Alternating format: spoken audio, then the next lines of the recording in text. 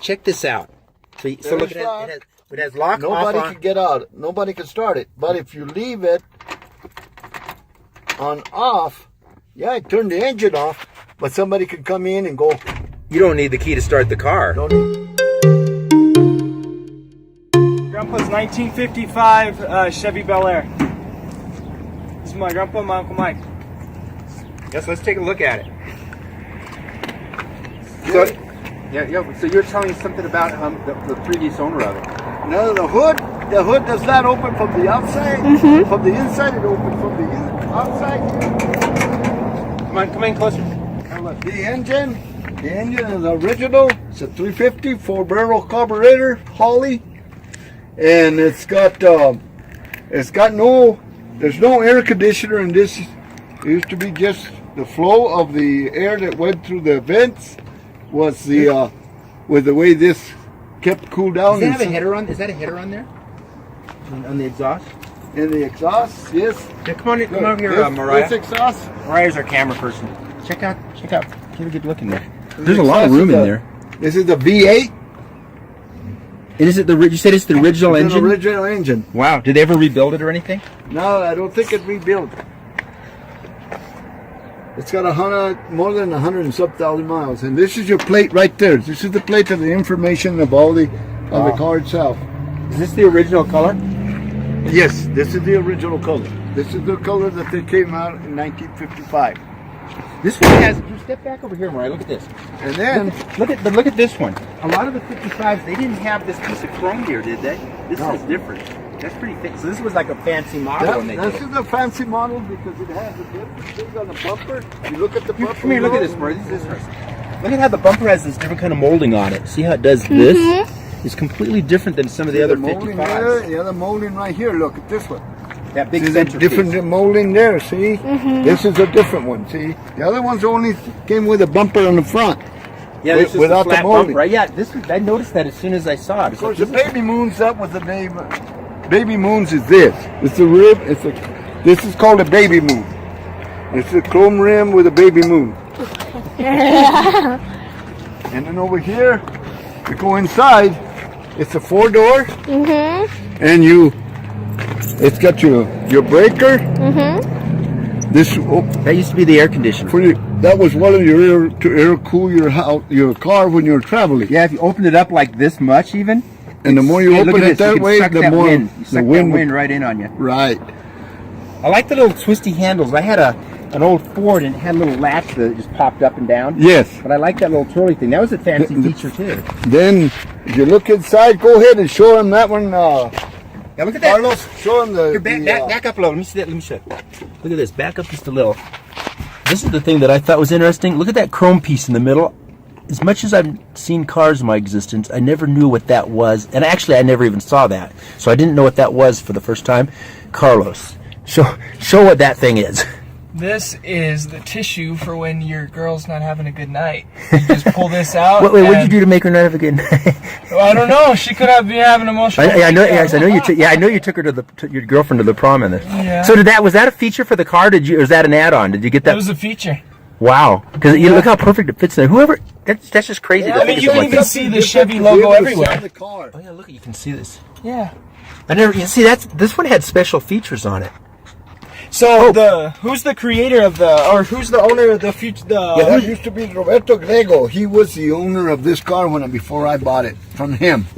He is the local Hispanic singer for 89.1. Here in New Mexico. Very well here in north New Mexico. I always liked the dashboards, how they did stuff on these older cars. Is the horn going? Let's try it. Give it a shot at Brea. This is an add-on.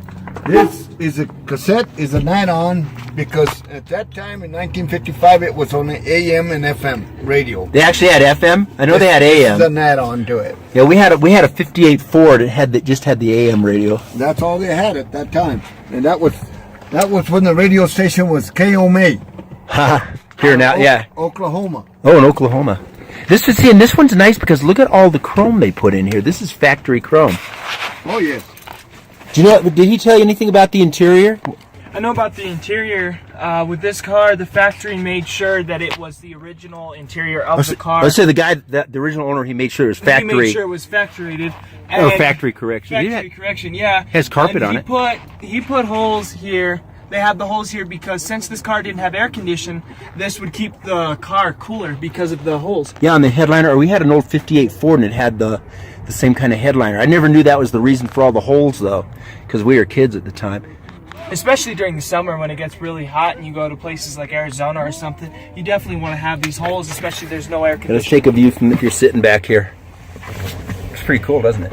Oh yeah, it's such a beauty. Honestly, you could even take a nap in here. This is like a bed. It is pretty comfy back here. And it is comfy. I mean, you sit down and you're like, oh man. It's a very comfortable car. It had the little, there's Granddad over there. Someone came over to visit. Yeah. So I was out here with the car. I like these little extra windows on the side too. And the funny thing about this car too is that you can't get pulled over by the police. What? Because they're going to be like, oh, you're not wearing seatbelts. This car's I see what you're saying. These cars back in the day didn't have seatbelts in the back, so it's not against the law. You see how they have the seatbelts, how they used to anchor them? Yeah. It's kind of crazy how they used to do it in those days, because they did have them on the front. And you know, not all of the cars that came out in those years had seatbelts, because I think it was 1965 or 66 when they actually required seatbelts be installed by the manufacturer.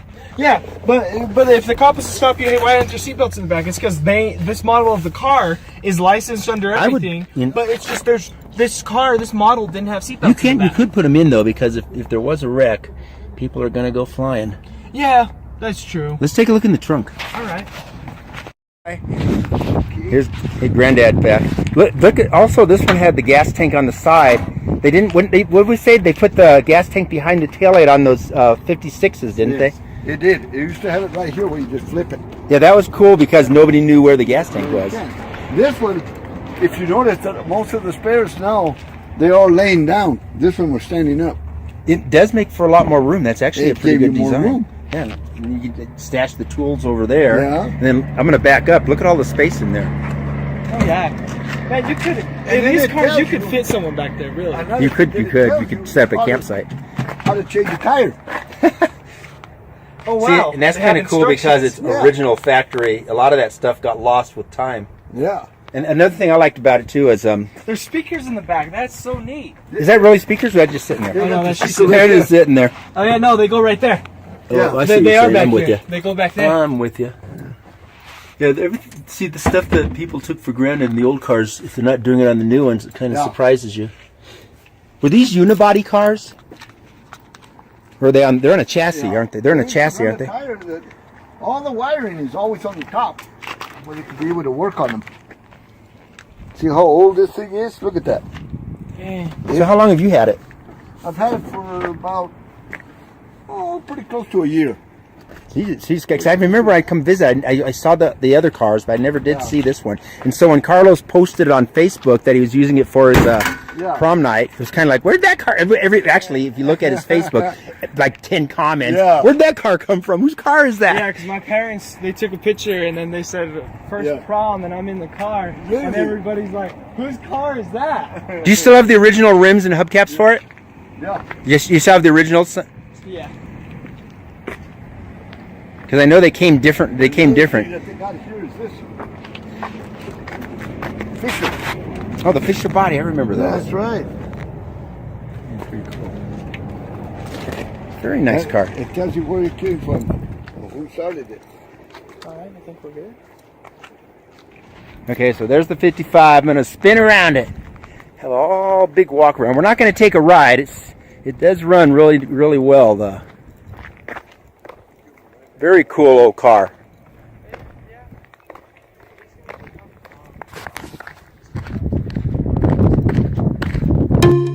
Turns out we are going to take you for a test drive.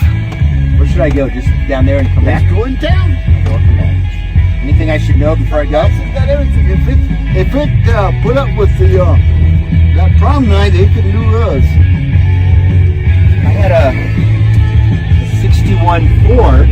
And it had this big steering wheel, so it's been, and I sold that. I think I sold the 61 Ford in like 1995. Wow. So it's been that long since I've had this large steering wheel. Right. Okay, right. what kind of brakes are these? Definitely notice the brakes are different.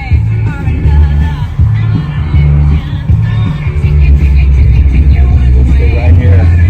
Oh, it steers so nice too. There's not even power steering, is there? There's no power steering on this one, right? Yeah, there is. There is? Yeah. It is. Remember, Carlos, you were thinking it didn't have power steering. Well, I said it did have power steering, but then I wasn't too sure, but no, it does. I was right. Show that hood ornament on the video. That looks cool when you're sitting here driving. Yeah.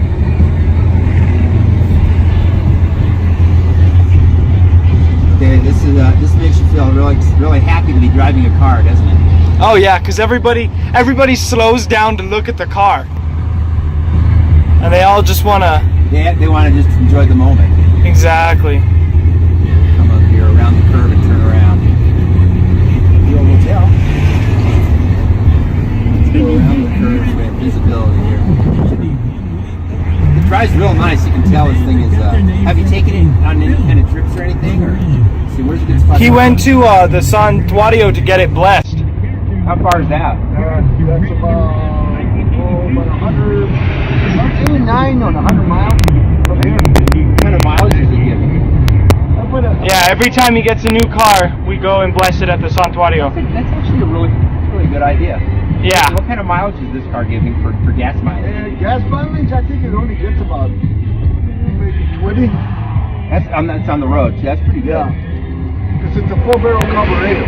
And that definitely good. It's 4-barrel doing 20. And idle's real nice. This thing is She could still clock 110. Very easy. Look at this. Let's see. Let's go around over here. Well, thanks for letting me drive this car. I've never driven, an old Chevy. This is the oldest I drove. The oldest car I drove was a 48 Ford. A 48? It was a pickup truck. And you had to double clutch the thing. Manual, so you had to double clutch it. Slow through these little puddles of water so it doesn't splash. The oldest one I drove, well, that one had 32 Plymouth. Yeah. But the other one that I drove with the pickup was a 1938 International. Really smooth pickup. I know it's slow here in town, but I mean, but you can feel the pickup on it. And the steering is real tight too. It's like has any old car concerns. Right. Thanks, Carlos. You're lucky to be able to take this to prom. Yeah. You might have been the coolest guy there. I can't imagine you wouldn't have had something any better.